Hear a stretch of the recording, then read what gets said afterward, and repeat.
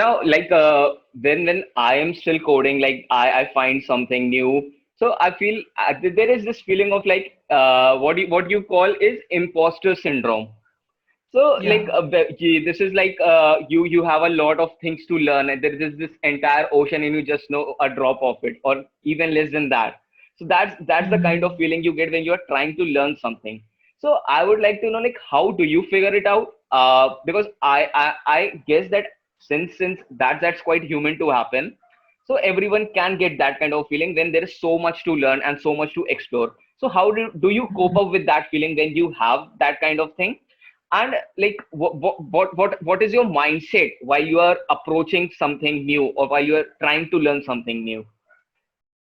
First of all, I would say that software engineering, from what I have understood so far, is a field that is easy to get into. Like Yeah, you can learn web development in just 1 month at max, exactly, and you can get a job. You can get a front-end developer job, exactly, and then it is easy to get into, but it is difficult to master. So there are definitely. software engineers that are in the senior position, that are into it for like the last 10 years, and they're still working upon some solutions to problems.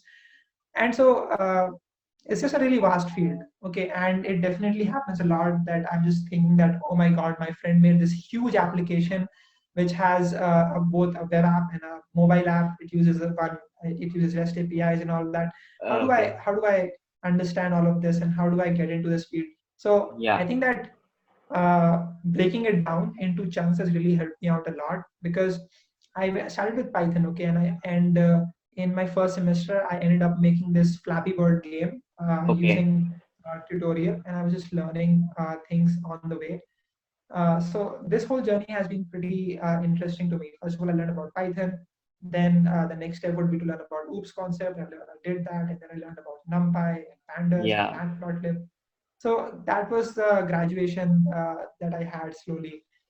So yeah, I Okay. mean, it definitely happens a lot, but just know that it's really simple for you to get started. The most important thing that I do to get started is, first of all, get a Udemy course on that Okay. particular thing and take up the documentation on the website. Okay, and then just start reading through it, and just do whatever they are telling step by step. Okay. Like once you do that, you will have a basic understanding of the language or whatever technology you're trying to learn. And then I just go to YouTube, search for, let's just say I'm learning React JS right now, I'm doing that. So I would just Okay. go to YouTube, search for React JS projects, and let's just say that there is a basic to-do list app. So I would make that, Yeah. okay, along with the tutorial. I would, like, this is Yeah. something that is really important.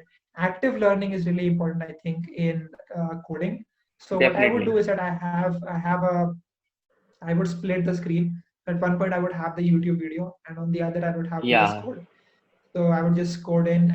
I would do exactly what they are doing, and then once I've made the application, I would try to break things apart.